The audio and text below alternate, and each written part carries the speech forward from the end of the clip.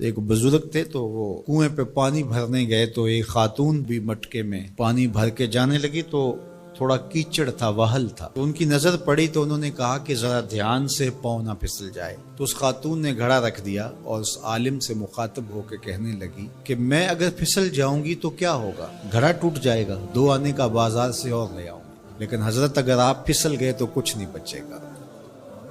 عالم کا پھسلنا، عالم کا پھسلنا، ایک جہان کا پھسلنا ہے. حضرت عمر رضی اللہ تعالیٰ عنہ نے فرمایا 3 چیزیں اسلام کی عمارت کو ڈھا دیتی. پہلی چیز ذلت العالم، عالم کا پھسل جانا. جب عالم پھسلتا ہے تو معاشرہ پھسلتا ہے. عبداللہ بن معتز نے کہا کہ عالم کے پھسلنے کی مثال کشتی کے اندر ٹوٹ پیدا ہو جانا، انکسار پیدا ہو جانا، سوراخ ہو جانا ہے. چونکہ کشتی کے اندر جب سوراخ ہوتا ہے تو پھر کشتی بھی ڈوبتی ہے اور کشتی کے اوپر جو بیٹھے ہوئے ہوتے ہیں وہ بھی ڈوب جاتے ہیں. تو عالم جب خراب ہوتا ہے تو وہ خود بھی برباد ہوتا ہے اور اس کے ساتھ جڑے ہوئے سینکڑوں ہیں، ہزاروں ہیں یا لاکھوں ہیں، وہ بھی برباد ہو جاتے ہیں. دوسری چیز وجدال المنافق بالکتاب، اور منافق شخص کا کتاب اللہ کو لے کے جھگڑے شروع کر دینا. منافقین جن کے اندر نفاق بھرا ہوا ہے وہ مفسر بن جائیں، وہ قرآن لے کے بیٹھ جائیں اور لوگ ان کے فالوور بن جائیں اور وہ لوگوں کو گمراہ کر رہے ہو. جب کسی قوم کے اندر منافق ممبر و محراب کے مالک بن جاتے ہیں اور وہ قرآن سے لے کر مجادلے کر رہے ہوتے ہیں تو قومیں برباد ہو جاتی.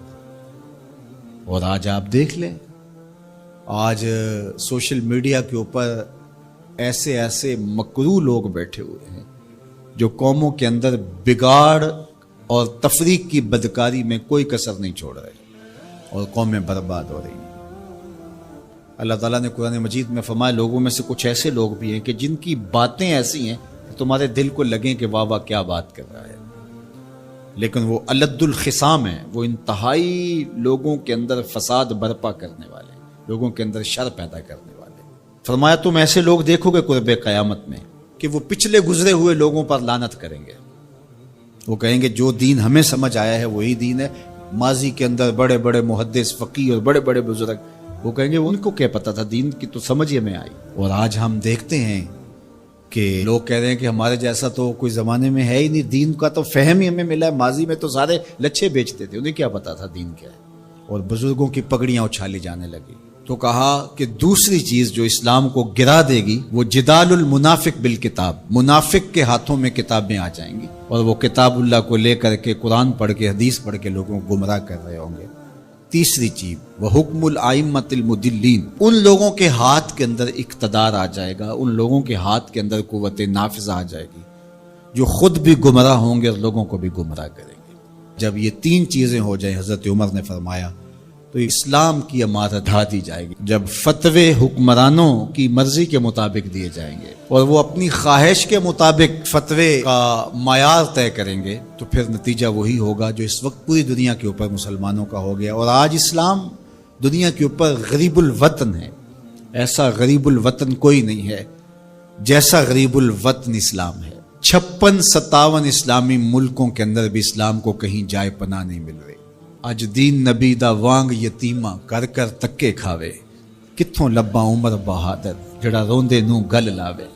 جب ہم ہی اچھے نہیں ہیں تو پھر رحمت کی چادریں تو نہیں تان دی جائیں گی ہمارے اوپر. یہ حکمران عذاب ہے ہمارے اوپر اور یہ ہمارے گناہوں کی سزا ہے. حجاج بن یوسف بصرے کا سخت گیر حاکم اپنے ہاتھ سے 70,000 لوگوں کو قتل کیا تھا، 90,000 لوگ اس کے حکم سے کٹے تھے. حضرت حسن بصری رضی اللہ تعالیٰ عنہ فرمایا کرتے تھے اگر پچھلی امتوں کے لوگ اپنے سارے ظالموں کو لے آئیں اور ایک پلڑے میں ڈال دیں، ہم صرف حجاج بن یوسف کو دوسرے پلڑے میں ڈال دیں گے، یہ پھر بھی بھاری ہو. صحابی رسول کو سین حرم میں ذبح کیا شخص، بہت ظالم شخص. تو کسی نے جرت کی، جرت کرنے والے ہر دور میں ہوتے ہیں، اور کہا کہ تو نے حضرت عمر کا زمانہ دیکھا ہوا ہے، اگر تو بچہ تھا اس وقت، ان جیسا انداز حکمرانی کیوں اختیار نہیں کرتا، اتنا بڑا ظالم کیوں ہو گیا تو حجاج بن یوسف نے جو جواب دیا وہ 2 لفظوں میں تھا. اس نے کہا تبازروا اتعمر لکم، تم ابو ذر بن جاؤ میں عمر بن جاتا. جب عوام اچھی نہیں ہوگی تو پھر یہی اوپر ہوگا. جب میں کہتا ہوں الہی میرے احوال دیکھ، حکم ہوتا ہے اپنا نامہ اعمال. اور ایک روایت میں ہے اعمالکم امالکم، تمہارے اعمال ہی تمہارے امال ہیں، جس طرح کے عمل ہوں گے اس طرح تمہارے اوپر مسلط کر دیے جائیں گے. بندہ سمجھتا ہے کہ یہ آ جائے گا تو شاید یہ اچھا ہوگا، یہ آئے گا تو شاید یہ اچھا ہوگا. ایسے کافی دیر پہلے ایک حکومت گئی، پھر اس کی بعد دوسری آئی، تو وہ کوئی صحافی تھے تو مجھے کہنے لگے کہ آپ کیا اس پر کہتے ہیں؟ تو میں نے کہا کہ ہم نے پھولوں کی آرزو کی تھی، آنکھوں میں موتیا اتر آیا. تو یہی ہوتا ہے، جب تک ہم خود اپنے آپ کو صحیح نہیں کرنا چاہیں گے اتنی دیر تک کچھ بھی نہیں ہوگا. اور دوسری طرف یہ جو نظام ہے اس وقت ہمارے اوپر مسلط، ہم با دل نخواستہ قبول کیے ہوئے ہیں، اور یہ مشق تھی کہ چلو اس کے ذریعے سے کوئی بہتری کا راستہ نکلے، لیکن 70 سال سے وہ کولو کے بیل کی طرح وہی مشق ہو رہی ہے. سیاستدانوں کو تو یہ مسئلہ ہے کہ جمہوریت بڑی مقدس ہوتی ہے، ہمیں تو کوئی مسئلہ نہیں ہے کہ ہم اس کے قصیدے پڑھتے پھریں. جمہوریت ہے کیا؟ اقبال نے کہا تھا کہ یہ راز ایک مرد فرنگی نے کیا فاش، ہر چند کے دانا اسے کھولا نہیں کرتے. جمہوریت ایک طرز حکومت ہے جس میں بندوں کو گنا کرتے ہیں، تولا نہیں کرتے. چاہے ایک طرف 100 گدھے ہو جائیں اور دوسری طرف جو ہیں وہ سمجھدار ترین علماء ایک طرف ہوں، تو وہ گدھوں کی بات مانی جائے گی. جمہوریت تو یہی ہے نا. اور ہم صرف ملک کے معاملات کے اندر جمہوریت کی رٹ لگاتے ہیں، باقی معاملات کے اندر ہم نے کبھی جمہوریت نہیں دیکھی. جب بیٹے کا رشتہ کرنے لگتے ہیں تو گھر کے افراد کو بلا کے، رشتہ داروں کو بلا کے ووٹنگ کرواتے ہیں، یا صرف گھر کے 5-4 وہی جو صاحب رائے لوگ ہوتے ہیں وہی بیٹھ کے فیصلہ کرتے ہیں. میں اپنے اس ادارے کے اندر جو فیصلہ کرتا ہوں ووٹنگ تو نہیں کرواتا. آپ اپنی فیکٹری کے اندر جو فیصلے کر رہے ہوتے ہیں تو وہاں ووٹنگ تو نہیں کروا رہے ہوتے لوگوں کو. آپ جو بھی معاملات زندگی کے چلا رہے ہیں، رشتے کرتے ہیں بچوں کے، فیصلے کرتے ہیں، کوئی چیز خریدنی ہے، کوئی چیز بیچنی ہے، اس شعبے کے ماہرین کو بلا کے رائے لیتے ہیں، سمجھدار لوگوں کو بٹھا کر کے. اس وقت آپ کی کچن کیبنٹ بھی ہوتی ہے، سب کچھ ہوتا ہے اس وقت. اور یہ ملک اس قدر بے توقیر ہے کہ یہاں آپ اس شخص کی رائے لے رہے ہو کہ جو بریانی کی پلیٹ کے اوپر بک رہا ہے، اور آپ کہہ رہے ہیں کہ اس ووٹ کو بھی عزت ہونی چاہیے، اس کو بھی وقار ہونا چاہیے. کیا بات ہوئی آپ کی؟ ہماری تقدیر اگر بدل سکتا ہے تو وہ نظام محمد صلی اللہ علیہ وسلم بدل سکتا ہے. نظام خلافت ہماری تقدیر بدل سکتا ہے. ہم مشق کرتے رہیں، جو بھی کرتے رہیں، کچھ نہیں ہونے والا. ماضی میں کتنی حکومتیں آئیں، بدلی، اب ایک حکومت آئی، اب یہ بھی شاید جانے والی ہے، قصہ تمام ہونے والا ہے. پھر اس کے بعد کیا ہوگا؟ یہاں ایجنسیوں کے لوگ بھی موجود ہیں. میں میسج دیتا ہوں، کوئی ملک کے اندر سے سنجیدہ لوگوں کو اکٹھا کرے. 22 کروڑ کی عوام میں سے کوئی 100 آدمی بھی نہیں ملے گا جو دیانتدار بھی ہو، خیرخواہ بھی ہو اس ملک کا، اور باصلاحیت بھی ہو. ان لوگوں کو بٹھائیں اور کوئی 10-15 سال کے لیے ان کے سپرد کریں ملک، کوئی معاملے سیدھے کریں. غریب کے لیے تو زندگی اتنی تنگ ہو گئی ہے کہ خودکشی منع ہے شریعت میں، ورنہ لوگ خودکشی کر لیں. یہ حالات اگر یورپ میں ہوں، دیگر ممالک میں ہوں، تو وہ تو اجتماعی خودکشیاں کریں. یا ہمارا مذہب ہمیں روک رہا ہے اور ہم برداشت کر رہے ہیں اور صبر کر رہے ہیں. ہمارے مذہب نے ہمیں صبر کی تلقین کی ہے. ورنہ آپ گھر سے نکلتے ہیں، کوڑے کے ڈھیر پڑے ہوئے ہیں جگہ جگہ. لوگوں کے رویے کتنے کھردرے ہو گئے. رشتہ داریوں کے اندر باہمی الجھنیں، لڑائیاں، شر فساد، ایک دوسرے کی ٹانگیں کھینچنا. گلیوں بازاروں سے لے کر کے آپ اوپر کی سطح تک چلے جائیں، یہ معاشرہ نہیں رہا. یہ بے ہنگم ہجوم ہے، یہ وحشیوں کا ایک طبیلہ بن گیا ہے. انسانیت نام کی چیزیں تقریباً رخصت ہو چکی ہیں. یہ زندگی گزاری نہیں جا رہی، زندگی گھسیٹی جا رہی ہے. ہم اپنی لاشیں گھسیٹ رہے ہیں. زندگی میں طمانینت، سکون نام کی کوئی چیز ہی نہیں ہے. ہر بندہ ہاتھ ملاتے ہوئے دوسرے سے ڈر رہا ہے کہ پتہ نہیں یہ میرے ساتھ کیا کرنے والا ہے. یہ تو وحشیوں کا معاشرہ ہوتا ہے، انسانوں کا معاشرہ تو نہیں ہوتا. لوگ غریب سے غریب تر ہو رہے ہیں، اور چند لوگوں کے پاس دولتیں اتنی ہیں کہ ان سے شمار ہی نہیں ہو رہی. اور نفس کی کمینگی بھی ختم نہیں ہو رہی. کھا گئے لوگوں کو، لوٹ کے لوگوں کا خون چوس گئے. وہ کبھی آپ نے کوا دیکھا ہے جو بچے کے ہاتھ سے بھی روٹی چھین لیتا ہے؟ یہ ہمارے جو بچے ابھی پیدا ہونے والے ہیں ان سے بھی روٹی چھین چکے ہیں، اور آگے ان کی نسلیں ہماری آنے والی نسلوں کی روٹی چھیننے کی تیاریاں کر رہی ہیں.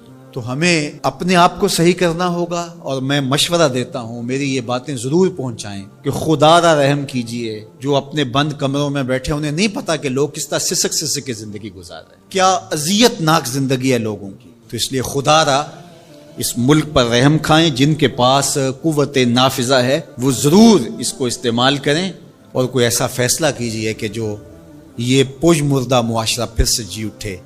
اور وہ ایک ہی راستہ ہے، اور وہ راستہ میرے حضور کا دیا ہوا راستہ ہے.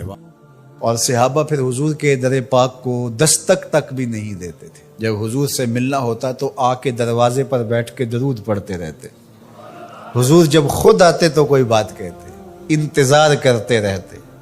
اور آقا کریم کا طریقہ بھی یہ تھا کہ جب حضور گھر تشریف لے جاتے اور حضور نے فوری پلٹ کے واپس آنا ہوتا تو حضور اپنے نالین باہر اتار دیتے۔ یہ سائن تھا اس بات کا کہ رکیے، حضور ابھی آ رہے ہیں۔ اور حضور نے اگر استراحت فرمانی ہے، ابھی نہیں آنا، تو حضور نالین سمیت چلے جاتے۔ حضور بھی خیال رکھتے تھے کہ کوئی دیر تک نہ بیٹھے، اب تشریف لے گئے ہیں، دیر کے بعد آئیں گے، کوئی کام کر لیں، کھانا کھا لیں، چلے جائیں۔ لیکن حضور نے اگر فوری پلٹ کے آنا، چند لمحوں کے لیے گئے ہیں گھر، 10 منٹ کے بعد پھر آئے، تو حضور نالین دروازے کے ساتھ ہی اتار کے چلے جاتے۔ نالین کو دیکھ کر صحابہ جان لیتے کہ ابھی حضور آئے۔ کہا اتنی دیر تک نالین دیکھتے رہو، قدموں کے نشان ڈھونڈتے رہو، مصطفیٰ جان رحمت آنے ہی والے ہیں۔ اللہ اکبر، تمہاری نظریں نبی کے نالین پہ لگی رہیں۔ امام بخاری نے ادب المفرد کے اندر صحابہ کے اس منظر کو بیان کیا ہے۔ کہتے ہیں کہ صحابہ حضور کے دروازے پہ پھر دستک نہیں دیا کرتے تھے، اور اگر کبھی ناگزیر حالت ہو جاتی، دستک دینا پڑ جاتا حضور کے دروازے پہ، تو پھر ان کا طریق کیا تھا؟ کہتے ہیں کانت تقرہ ابواب النبی بالاظافر، صحابہ اپنی انگلیوں کے ناخنوں کے ساتھ حضور کی دہلیز پہ دستک دیا کرتے تھے، ہولے ہولے حضور کی دہلیز پہ دستک دیا کرتے تھے۔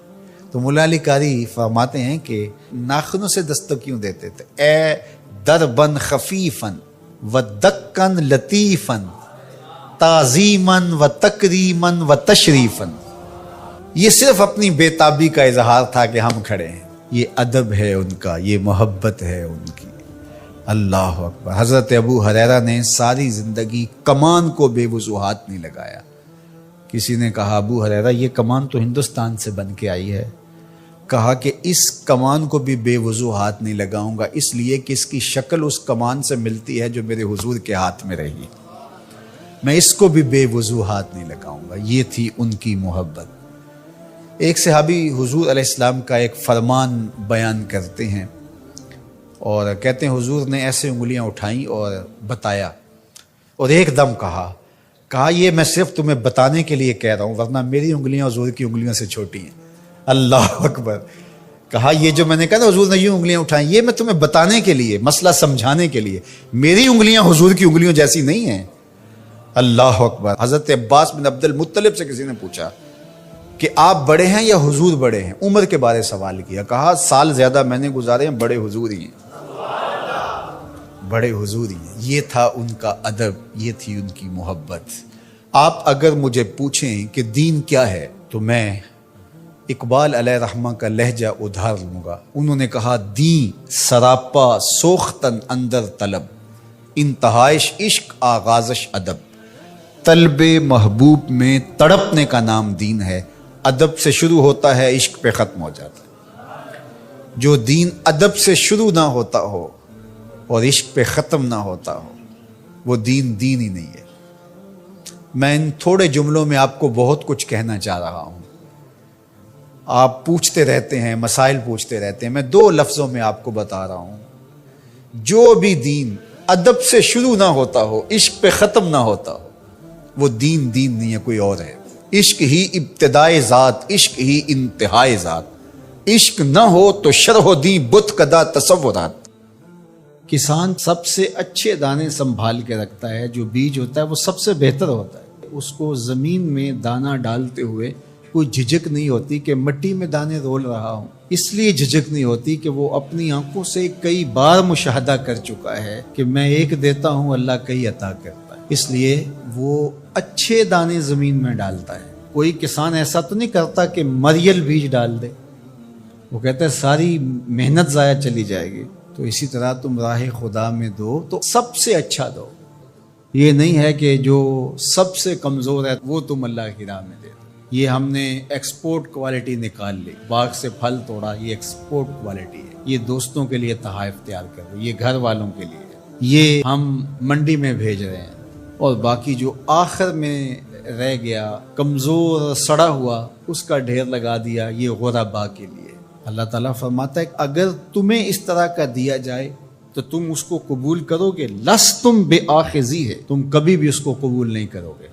تو فرمایا اللہ بھی غنی ہے، اس کی راہ میں ردی کیوں دیتے ہو؟ اللہ کی راہ میں سب سے اچھا دو۔ یہ تو پکی بات ہے، جس نے اللہ کے گھر کی تعمیر کی اللہ اس کے لیے جنت میں محل بناتا ہے۔ اور یہ لازمی نہیں ہے کہ کوئی بہت بڑی جامع مسجد بنائی، بلکہ تتر کے گھونسلے کے برابر بھی اگر کسی نے مسجد بنائی، تتر کا گھونسلہ پوری اینٹ کا بھی نہیں ہوتا، آدھی اینٹ کا ہوتا ہے۔ دوسرے لفظوں میں کہیں، جس نے کسی مسجد کی تعمیر میں آدھی اینٹ دی، اللہ اس کا محل بھی جنت میں بناتا ہے۔ کتنا قریب! اللہ اکبر۔ حدیث پاک میں آتا ہے جب کوئی شخص فوت ہو جاتا ہے تو اس کے اعمال کا سلسلہ منقطع ہو جاتا ہے، لیکن 3 عمل اس کے باقی رہتے ہیں۔ ایسا صدقہ جو تسلسل کے ساتھ باقی رہتا ہے، مسجد بنوا دی، دارالعلوم قائم کر دیا، پانی کا کنواں کھدوا دیا، ہاسپٹل بنا دیا، ایسا سلسلہ کر دیا کہ جو جاری رہتا ہے۔ دوسرا، او علم ينتفع بہ، یا ایسا علم جس سے لوگوں کو نفع پہنچے۔ ادارہ قائم کیا، لوگوں نے وہاں حفظ قرآن کیا، دین کا علم سیکھا، لوگوں کو فائدہ پہنچا۔ جب تک علم آگے بڑھتا رہے گا، جس نے انتظام و انصرام کیا، اللہ اس کے نامہ اعمال کے اندر اجر داخل فرماتا رہے۔ بلکہ اس کی تشریح میں دیکھ رہا تھا کہ صرف علم دین ہی نہیں، ہر وہ علم جو نافع ہو، اگر کسی نے کسی کو کوئی ہنر سکھا دیا اور اس کے ذریعے وہ حلال رزق کمانے لگا، اپنے بچوں کی ضرورت کو پورا کرنے لگا، جس نے ہنر سکھایا تھا اللہ اس کو بھی اجر عطا کرے گا۔ یہ جو بخل کرتے ہیں نا کہ کوئی ہنر سیکھنے آ جائے تو اس کو وہ 3-4 ماہ تک کاج کرنے پہ لگائے رکھتے ہیں۔ یہ ورک شاپوں میں جو کچھ ہوتا ہے، وہ استاد اسے فن دیتا ہی نہیں، چھپا کے رکھتا ہے۔ 8 سال 7 سال کھجل کرتا ہے اس کو، حالانکہ جو بچہ سکول نہیں جا سکا اور ورک شاپ میں کام سیکھنے آیا ہے، درزی کے پاس کام سیکھنے آیا ہے، اور دیگر کوئی فن سیکھنے آیا ہے، تو اس کا مطلب ہے کہ گھر میں غربت اتنی ہے کہ یہ بچہ پڑھنے نہیں جا سکا، مجبوریوں نے اسے کام پہ کھینچ کے بھیج دیا ہے۔ یار 3 ماہ لگا دیے اس کو صرف کاج سکھانے پہ، اور اس کو پانا دے کر کے صرف پہیا کھولنے پر 3 ماہ ضائع کر دیے۔ آپ اس کو 6 ماہ میں کاریگر بنا کے بھیج دیں، وہ روزی کمانے لگے گا، عرش کا رب آپ پہ بڑی رحمت نازل فرمائے۔ یہ کیا ہوا کہ آپ اس کو 6 سال تک اپنے پاس بٹھائے رکھتے ہیں اور 6 سال تک اس کو کام نہیں سکھاتے؟ یہ غریب گھر کا بچہ سیکھنے آیا ہے، ماں روزانہ روٹی دے کے بھیجتی ہے کہ میرا لال جلدی کام سیکھ جائے، بہنیں اس کی جوان ہو رہی ہیں، میں ان کے ہاتھ پیلے کرنے ہیں، اور اس نے کاجوں پہ لگایا ہوا ہے۔ یہ ابھی تک اس کو کچھ سکھا ہی نہیں رہا، 6 سال اس کے ضائع کر رہا۔ ذرا غور کیجئے، وہ کمائے گا، اس کی بہنوں کے ہاتھ پیلے ہوں گے، اپنے گھروں میں جائیں گی، آباد ہوں گی، اللہ اس کے رزق میں اس کے صدقے سے برکت ڈال دے گا۔ یہ کہتا ہے ٹھیک ہے، اس سے بھرپور فائدہ حاصل کر لو، اللہ پر بھی یقین رکھو، وہ تمہیں فائدہ دینے والا ہے۔ تیسری بات ارشاد فرمائی، او ولد صالح یدعو لہ، نیک اولاد جو ماں باپ کے لیے دعا کرے۔ صالح اولاد وہی ہوتی ہے جو ماں باپ کے لیے دعا کرے۔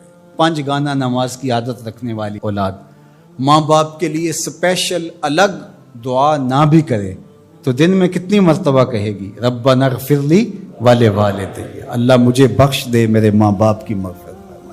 اچھی اولاد ماں باپ کے لیے نعمت ہے، اس کی آنکھوں کی بھی ٹھنڈک ہے، دل کا بھی قرار ہے، آخرت کی بھی بہار ہے۔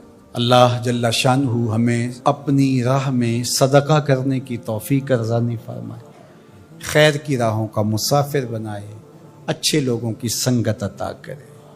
آدمی بیوی کی اطاعت کرے گا لیکن ماں کی فرما برداری نہیں کرے گا، بیوی کی ڈیمانڈ پہ فوراً بھاگ کے جائے گا، لیکن ماں دوائی کا بھی کہہ رہی ہوگی تو ٹال مٹول کرتا رہے گا، کل پرسوں ہفتے گزر جائیں گے۔ ماں کے ساتھ جانا اس کو پسند نہیں ہوگا، ماں کی خدمت میں رہنا، اس کے پاس بیٹھنا اس کو پسند نہیں ہوگا۔ ماں دھکے سے بیٹوں کو بیٹیوں کو اپنے پاس بٹھائے گی لیکن بیٹھنا پسند نہیں ہوگا۔ وَأَدْنَىٰ صَدِيقَهُ وَأَقْصَىٰ أَبَاهُ، دوستوں کے ساتھ بیٹھ کے گپ شپ لگانا مرغوب ہوگا، باپ کے ساتھ بیٹھنا پسند نہیں ہوگا۔ باپ کے پاس اولادیں نہیں بیٹھیں گی، اور یہ جو مصیبت آئی ہے اس نے تو گھر کے اندر بھی پاس بیٹھی اولاد کو بھی ماں باپ سے چھین لیا ہے. وہ وہاں بیٹھ کر کے بھی حاضر باش نہیں ہوتے. آپ کو اس نے میں نے درس قرآن میں جو مضمون رکھا تھا اس میں ایک لفظ تھا وَبَنِينَ شَهُودًا. وہ بیٹے جو حاضر باش ہوں وہ نعمت ہوتے ہیں. جو باپ کی خدمت میں بیٹھے ہوں، باپ کے پاس بیٹھتے ہوں، باپ کے ساتھ جڑے رہتے ہوں، وہ نعمت ہوتے ہیں. اور جو باپ سے جان چھڑاتے رہتے ہوں، جی چراتے رہتے ہوں، پھنس گئے تو 2 منٹ بیٹھ گئے ورنہ نہیں. بالخصوص بوڑھے بزرگوں کے پاس تو اس دور کے اندر کوئی بیٹھنے کے لیے تیار نہیں ہوتا. وہ ترستے ہیں کہ ہماری اولاد ہمارے پاس بیٹھے، لیکن اولاد کی دلچسپیاں ہی کوئی اور ہیں. وہ انہیں اولڈ فیشن سمجھتے ہیں. پرانے زمانے کے لوگ دقیانوس، ان سے ہم بات بھی کیا کریں، یہ ہمارے زمانے کی باتیں نہیں سمجھتے. جب تم ان کے زمانے کی باتیں نہیں سمجھتے تھے، انہوں نے ایک لفظ پانی اور روٹی سکھانے کے لیے کتنی محنت کی تھی تمہارے اوپر. تم تو کچھ بھی نہیں سمجھتے تھے. تم تو حرف و صوت سے آشنا نہیں تھے. تم تو لفظوں سے آشنا نہیں تھے. انہوں نے کتنا وقت دیا اور ایک ایک حرف، ایک ایک لفظ، ایک ایک ہجا تمہیں بتایا. اور آج تم کہتے ہو یہ دقیانوس ہے. تو کہا یہ قرب قیامت کی علامت ہے کہ دوستوں کے پاس بیٹھنا مرغوب لگے گا، محبوب لگے گا. ماں باپ کی صحبت میں بیٹھنا اولاد کی تباہ میں نہیں ہوگا. وَسَادَ الْقَبِيلَةِ فَاسِقُهُمْ. اور قبیلے کا جو سردار ہے وہ فاسق و فاجر ہوگا. سرداری، قبیلے کا بڑا بننا، خاندان کا بڑا ہونا، یہ صلاحیت کی وجہ سے نہیں، تقوی کی بنیاد پر نہیں، یہ چالاکی، مکاری، فسق و فجور کی وجہ سے. اس لیے کہ جس طرح کی قوم ہوگی اس طرح کے ان کے حکمران ہوں گے. کسی نے حجاج بن یوسف سے کہا تھا کہ تو نے حضرت عمر کا دور خلافت دیکھا ہے، تو ان جیسا انداز حکومت اختیار کیوں نہیں کرتا؟ تو اس نے 2 لفظی جواب دیا، تبازروا اتعمر لکم. اس نے کہا تم ابو ذر غفاری بن جاؤ، میں عمر بن جاتا ہوں. جب رعایا ابو ذر غفاری جیسی ہوتی ہے تو حکمران عمر فاروق جیسے ہوتے ہیں. جب ہم چور ہوں گے، ہم خائن ہوں گے، ہم بدکار ہوں گے تو اوپر رحمتوں کی چھتڑیاں تو نہیں تانی جائیں گے. اوپر بھی پھر یہی کچھ ہوگا. ایک روایت میں آتا اعمالکم امالکم، تمہارے اعمال ہی تمہارے حکمران ہوں گے. فرمایا کہ وہ اس بات پہ قادر ہے کہ وہ تمہیں اوپر سے بھی عذاب دے سکتا ہے، وہ چاہے تو نیچے سے بھی عذاب دے سکتا ہے. حضرت عبداللہ ابن عباس رضی اللہ تعالیٰ عنہ فرماتے ہیں اوپر کا عذاب یہ ہے تمہارے حکمران نااہل ہوں، اور نیچے کا عذاب یہ ہے تمہاری اولاد نافرمان ہوں، اور تم ایک دوسرے سے لڑنے لگ جاؤ. ایک خاندان کے لوگ شریکہ برادری کے نام سے ہر وقت ایک دوسرے کی ٹو میں رہیں، یہ عذاب نہیں تو اور کیا ہے. ہر وقت بھائی بھائی کو نقصان پہنچانے کے چکر میں رہے، بہنیں اور بھائی آپس میں ایک دوسرے کے دشمن بنے کھڑے ہوں، ہمسایہ ایک دوسرے کی عزت کو اچھالنے کے لیے تیار کھڑا ہو. محلہ راحت کا ساما ہونا چاہیے، لیکن محلہ آپس میں ایک دوسرے کی عزت کو پامال کرنے کے لیے تلا ہوا. خاندان، برادریاں جو کہ وحدت کی علامت ہونی چاہیے، یہ ایک دوسرے کو اذیت دینے کے لیے، تکلیف پہنچانے کے لیے، ٹو میں رہنے کے لیے، کسی کے عیب کو اچھالنے کے لیے، کسی کی بہن بیٹی کی آبرو کو اچھالنے کے لیے ہر وقت اسی چکر میں ہو، تو کیا یہ عذاب نہیں ہے کہ تم اپنے گھر میں بھی محفوظ نہ ہو؟ خاندانی لڑائیاں، شریکہ برادریاں، ان کی باہمی لڑائیاں، یہ فرقوں کی لڑائیاں، سیاسی جنگ و جدل، یہ کیا ہے؟ یہ اللہ کے عذاب کی ناراضگی کی صورتیں ہیں. اللہ تعالی ہمیں سچی توبہ کی توفیق دے. اے انسان تجھے کمایا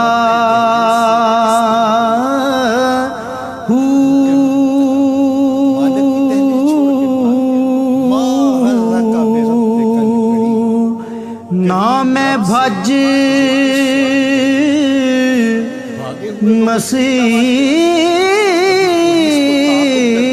مسیتی وڑیا نہ تسبہ، لیکن یہاں پیار کے چھلکتے ہوئے رنگ دیکھیے.